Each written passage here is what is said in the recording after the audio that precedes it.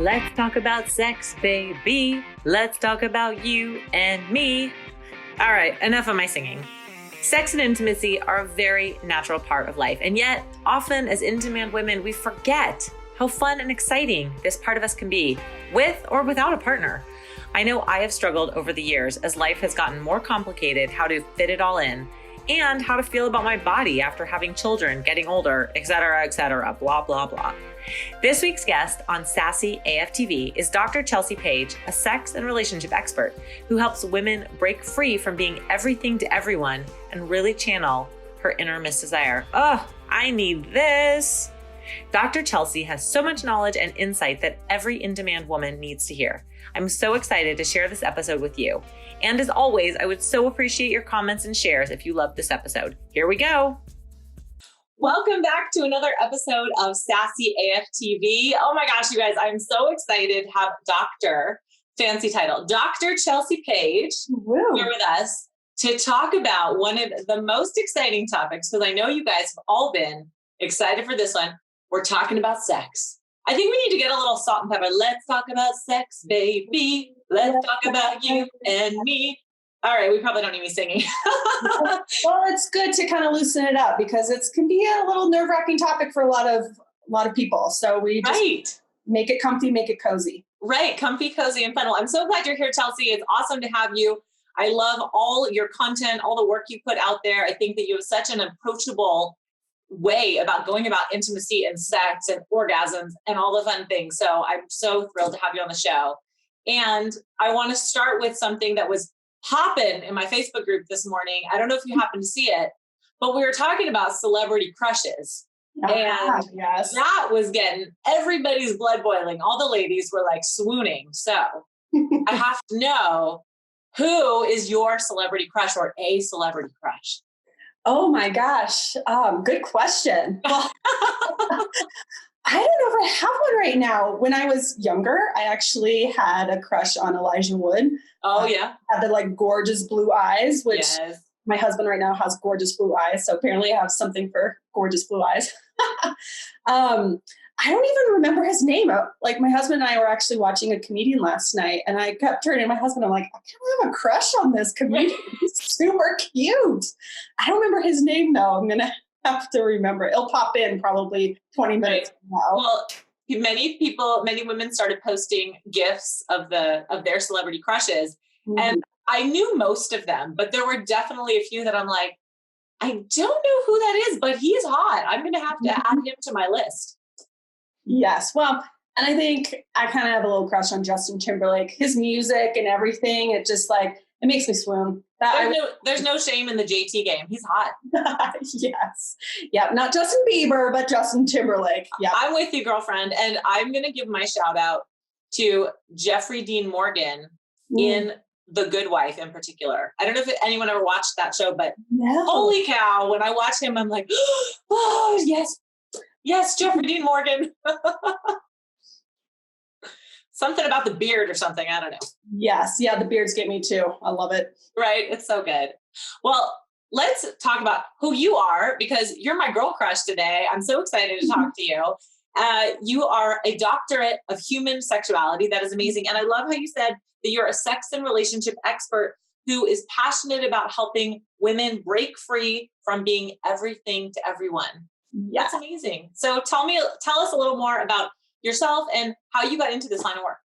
Totally. Well, I think, just even that, breaking free from being everything to everyone, I totally used to do that. That was people pleasing, perfectionism, overperforming. Like that was my game. That's how I operated in my life. And it was freaking exhausting. And it was operating in life from the outside in rather than the inside out.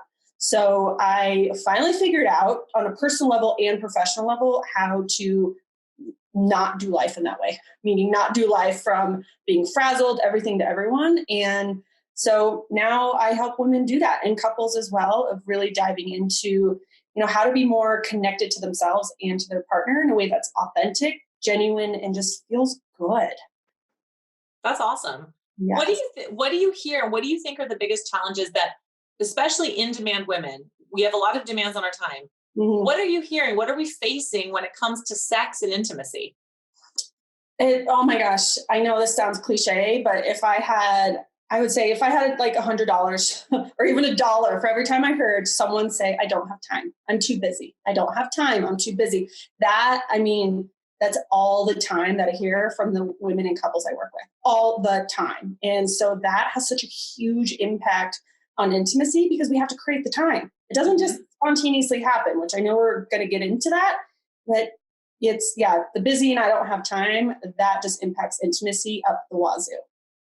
Okay, so what do you think about that? I mean, I've done a lot of reading about, in general, personal development, humans, as we are people, right? Our main function as humans is to, survive, to thrive, and to reproduce. And in order to reproduce, you have to have sex. Yeah. So when we're saying, and many of us, I'm 100% guilty of this as well.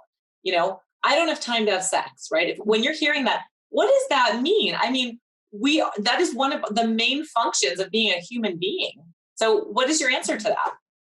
Well, I wish I could say bullshit. Yeah. We all have time. Like everyone has the same 24 hours. Like nobody has more, nobody has less. We have the same 24 hours. And it's making sure you're just structuring your time in a way that actually allows space for intimacy with yourself and your partner. Like even you said like, okay, one of our big drives as humans is, to reproduce and have sex.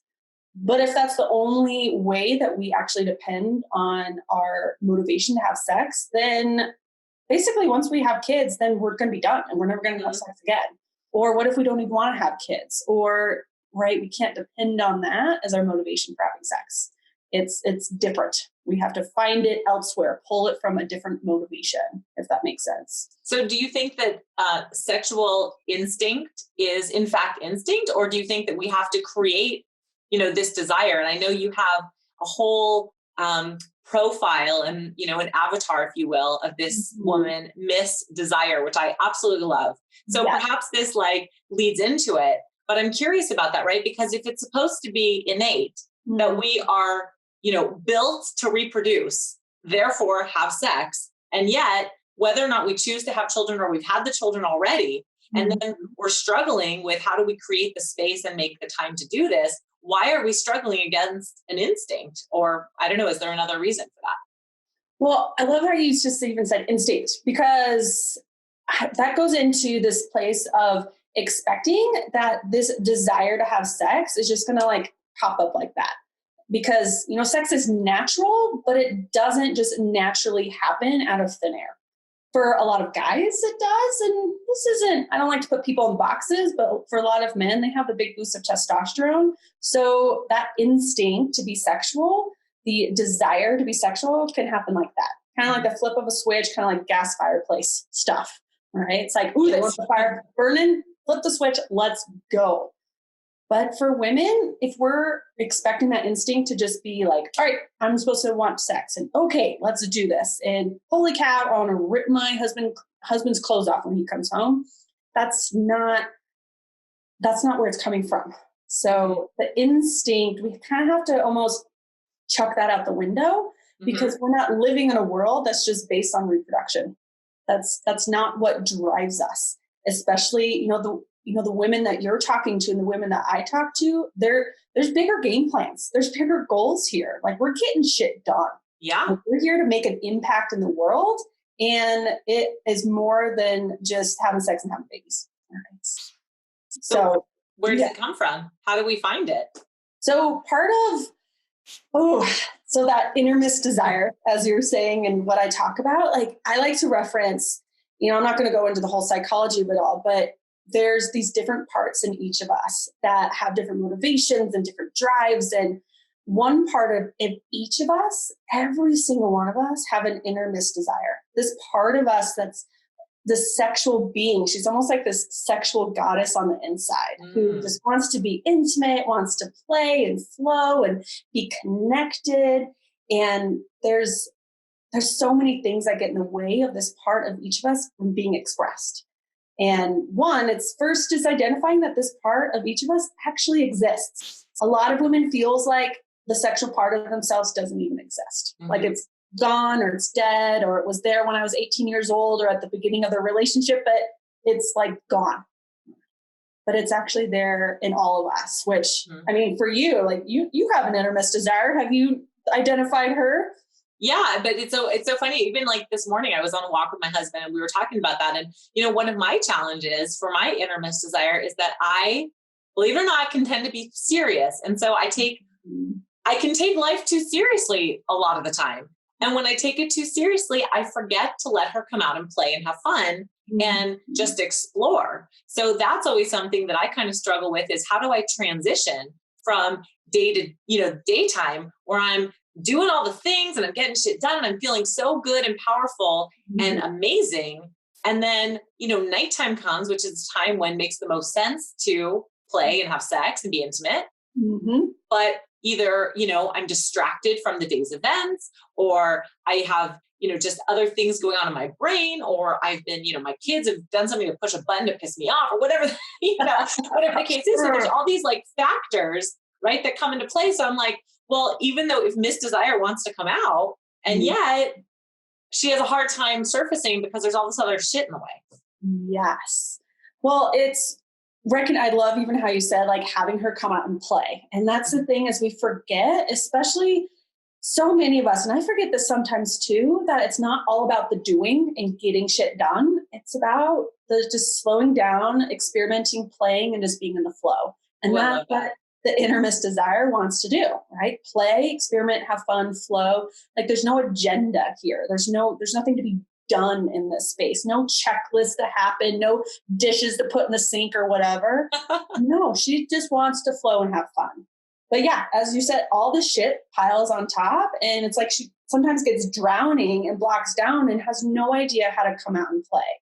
And that's why a lot of women can feel like, my sexual self is gone. I must have low desire or no desire. It must mean that there's something wrong with me. It must mean that I'm broken in some way, or must mean, we can fill our brains with all the crap in it. Right. Right.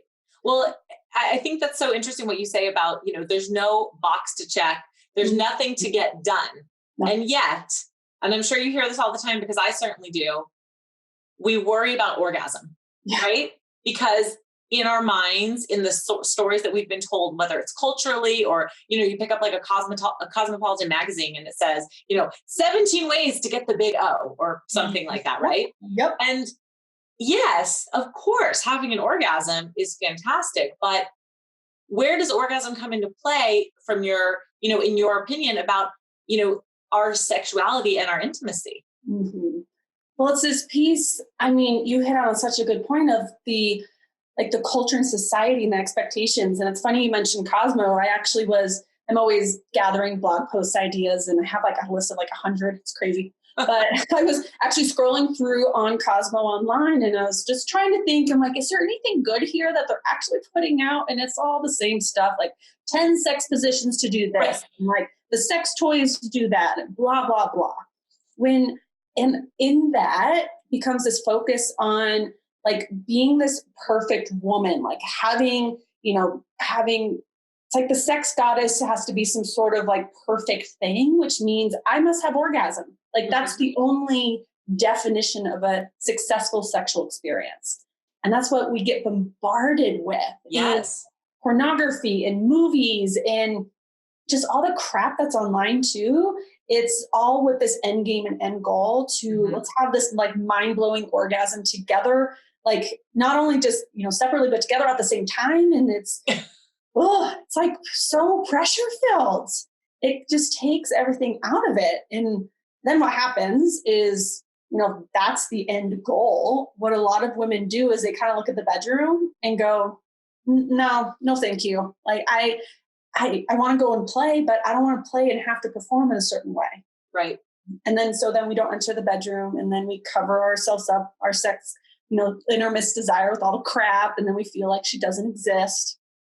When really we just need to take the pressure off of having orgasm. It's not about orgasm. It's, we were talking a little bit before we started the interview, because this author that we both love, Emily Nagoski, she wrote the book Come As You Are. Oh, it's amazing. If you haven't read this book, like this is like the book I wish I had in like when I was a teenager. Like, right? It's so helpful.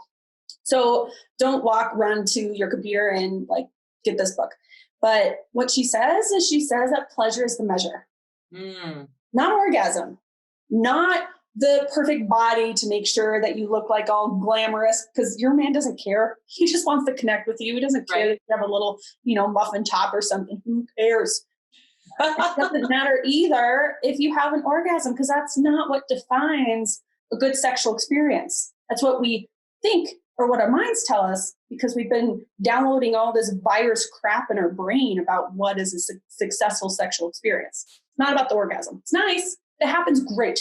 Awesome. Have fun. Enjoy it. If it doesn't happen, that's great too. Still a successful sexual experience. Oh, that's so good. Pleasure is the measure. I love that. Yes. I love. Well, then it's right when we focus on pleasure, then I don't know, even as I say that word, like a part of me just goes, it's like my own innermost desire is like, okay, I just get to go play. It doesn't have to look a certain way, be a certain way, nothing. It's kind of like a little kid playing in the sandbox. Right? There's no outcome. It doesn't have to, you don't have to build this fancy sandcastle, right? You're just playing. And the reality is that, from a human desire perspective, there's so much benefit to intimacy on so many levels, whether it's emotional, physical, spiritual, all of the different levels of intimacy, and even just having physical touch and skin to skin contact, which there's nothing that says, intimacy can't look like, some naked cuddling, right? And that is considered sex. And to put a label on sex as an act that has to involve, penetration or some sort of oral pleasure or has to result in an orgasm, right? I mean, these are not definitions that even matter. The point is to have the connection, the intimacy, and, the feel good, and whatever feels good to us individually and with our partner or partners or however you do it, right? Like, as long as you're being safe and you're not hurting anybody along the way, it's about what works for you and your mental state and your physical state and all of it. Yes. Well, and it's almost, and this can be helpful, even if we ditch that word sex, right? Let's ditch the word sex and embrace intimacy. That's why my whole platform is intentional intimacy, because intimacy has all these different forms and facets, not about penetration or orgasm, right? That's a piece of it. It's not the whole picture. But if we ditch the word sex and go with intimacy, right? And that word, you even use connection, right? So if we go into this idea of with our partner, asking ourselves, how do I and we want to connect today? What does that look like? What can I say yes to with that connection? Because what you're doing is then giving your innermost desire this permission to come out and play in whatever form she wants to come out and play, rather than putting it in this box or saying, yeah, you can come out and play, but it has to be like this. You have to go into the bedroom. You got to take your clothes off. You got to start kissing, making out, touching genitals, do penetration, get orgasm. Done. That's how you have to play. No, that's putting her in a box. We don't want to put your innermost desire in a box. Right. So you ask, how do you want to come play today? How do you want to connect with your partner on an intimate level? Right? Could be kissing and cuddling. Or could be, let's go take a shower. One of my favorite times with my partner was sudsing each other up in the shower with a loofah and being intentional about it. We weren't cleaning, right? That's a necessity, right? It was more, let's connect. And that's how my innermost desire wanted to come out and play. Sometimes it leads to penetration and orgasm. Sometimes it doesn't. Doesn't matter. That's so good. That's so good. It doesn't matter. I love that, taking away the should. And I know, one of your recent blog posts talked about, frequency of intimacy and what is normal and what is okay and what should couples, partners, et cetera, experience in terms of frequency of intimacy. And, correct me if I'm wrong, but your answer is there is no should. There is no right amount. It's what works for you. Yes. Which I know can be so frustrating because as humans, we want to know we're normal. We want to know that we fit in. It's the, way down in that instinct. We want to fit into the pack of people. So we don't want to be this outlier who's weird or different or whatever, right? We want to fit in. And so to fit in, especially in the sexual realm, we think that the way to fit in is we need to have sex at a certain frequency. Because if we have sex at a certain frequency, that means we're okay, we're normal. and our relationship is okay and we're normal and that everything's going to be okay, right? It's like some magical thing that's supposed to happen. When in reality, right, there's no number, right? I'm not going to give you, all right, 3 times a week is the magic number, or 3 times a month is the magic number, right? I don't care how much you have sex, right? Have sex all the time you want with your partner. As long as it's what you want and what your partner wants, whatever the frequency looks like, doesn't matter. Right. If it's 2 times a day and you both are on board and you're loving it, you do you. If it's 2 times a week, you do you. 2 times a month, you do you. 2 times a year. Doesn't matter.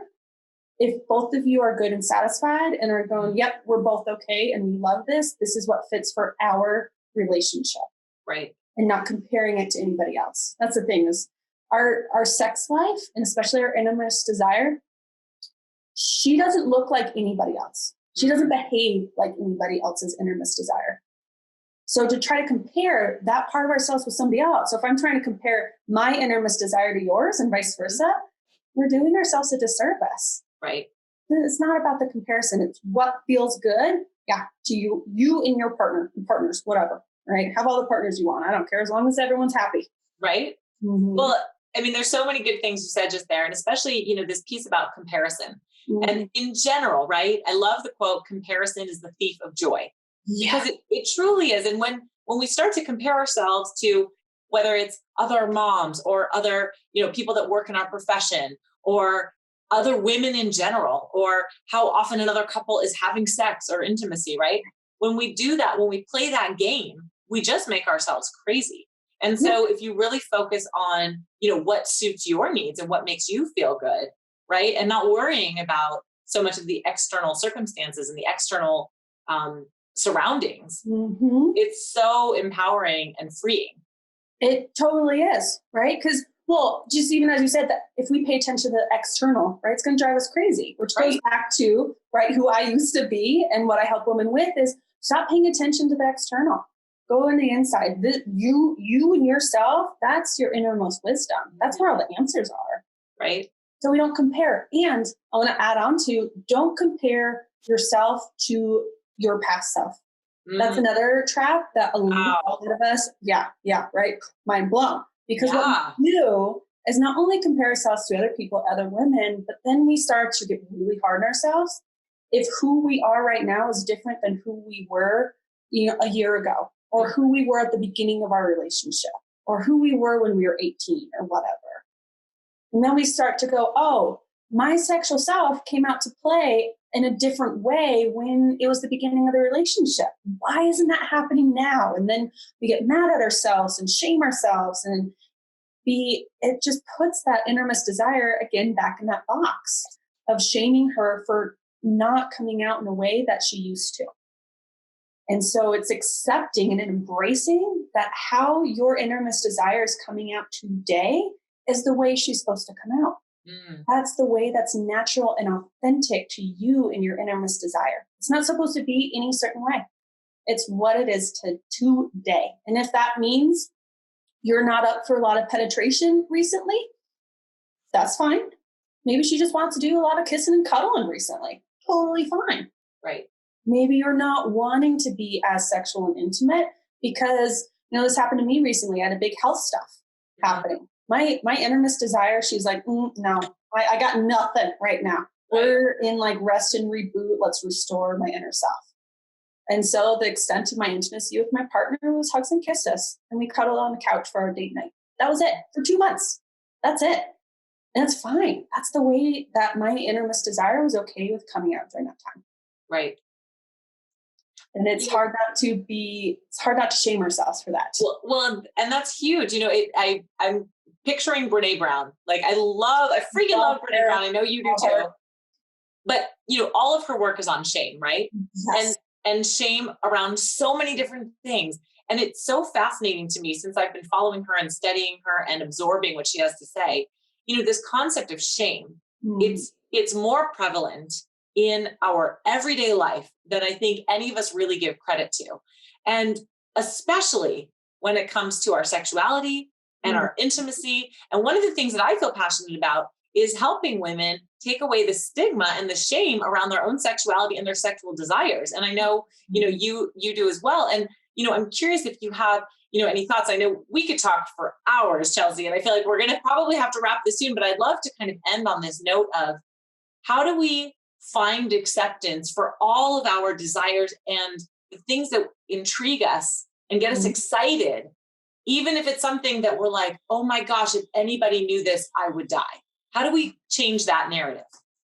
Yeah, how to embrace that part of ourselves, right? Yeah. It's almost like you're saying, well, how do we, our innermost desire, if she wants to, express herself in X, Y, and Z way, how are we okay with that and not shame ourselves for that? Mm-hmm. And this could be, I could write a book about this, but I won't. But part of it is just going back to you, not comparing yourself to what anyone says is right or wrong. Part of like the BDSM kink community is, as long as it's safe, sane, and consensual, like you do you. Don't yuck anyone else's yum, and don't shame yourself for what turns you on or what you find joy and excitement for. As long as you're happy and the people that you are interacting with are happy, great. That's amazing. Like, holy cow, you are opening up the joy of yourself and your sexual self. Mm-hmm. Like, do it. Like, you're doing yourself a disservice not to do it. Right. And it's all just about, embracing ourselves and saying, hey, I'm okay. Who I am is okay. And who my sexual self, my innermost desire, she's also okay. Whenever she wants to come out and play at whatever frequency, whatever she likes to do, whatever she wants to do in her sandbox, thumbs up. As long as everyone's on board who's in that sandbox, you're good. You're golden. Oh, that's so good. That's so good. It's just like, to me, that makes me feel so like warm and fuzzy and, just that sense of acceptance. And that's why I love talking to you, because I feel like you just embody this, this gentle compassion for loving yourself, loving your sexuality, loving, ourselves as women, loving ourselves as partners.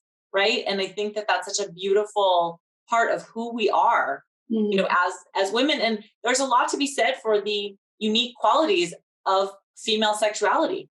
And when we can truly embrace what that means to us as individuals, there's so much magic and beauty in that. So I just love how you frame that and how you offer the permission and the acceptance, because I know that at the end of the day, the more that we can do for ourselves, the better off that we are on so many different levels, physically, mentally, spiritually, emotionally, all of it. Yes, 100%. Right. That I think I posted on social even last week. I can't remember, but this quote that the strength of your relationship is equal to the strength of yourself. Right. I might have butchered my own words, but that's good. If you want a stronger, intimate relationship with your partner, or if you want anything stronger in your life, I don't care if it's business, relationship with your kids, whatever, it all starts with you. Right. You are at the base. My intimacy pyramid that I create and really help people with, right at the bottom is the self. You, who you are, your needs, your wants, your values, right? And in that is your sexual self. What does she need and want? What helps her find joy and be authentic? Mm-hmm. And understanding as women, our desires and our sexual self is going to look totally different from any other person, and especially men. And I know we didn't get to touch a huge point about it, so we might have to have a conversation. We'll have to come back and do it again. I know, but it's that difference of, this will be a little teaser, the difference between that spontaneous desire and responsive desire. Because women, we're mega responsive desire women. That's how our desire works. And so knowing that allows your innermost desire to really come out and play to what's authentic to her. Oh, I love it. Authentic to you. I love it. Oh, that's so good. All right. Well, we're going to have to do a repeat. Not a repeat. We're going to have to do another episode so that we can dive in more to talk about relationships, especially long-term relationships. I mean, I have a million questions that I would love to dive into and ask you about. So hopefully the opportunity will stay open, but tell everybody how they can connect with you, how they can find you, how they can learn from you themselves. Yes. Well, awesome. And I would totally love to be back because we can talk about all the things. Well, the best place is to go to drchelseapage.com. So DRCHELSEAPAGE.com. I'm sure you'll link to it in the show notes. I will. You got it.